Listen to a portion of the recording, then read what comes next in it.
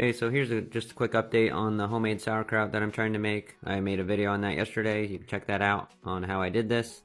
But this is my first time, so can't really say I know what I'm doing or have any experience.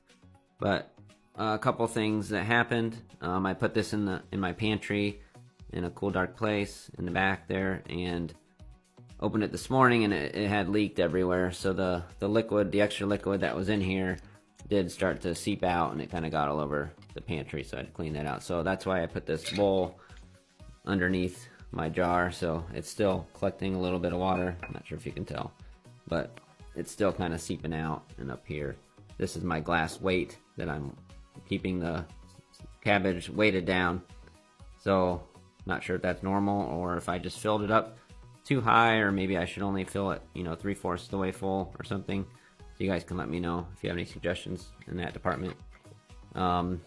Other people said maybe the carrots don't ferment very well, so maybe I shouldn't add carrots. I'm not sure if it was a good idea to add the carrots or not, but this is what I've got so far, and I guess it takes a week or more before it starts to get ready to use, and just becomes more and more sour if you wait longer. So I'll keep you posted, but give me any suggestions that you might have. Thanks.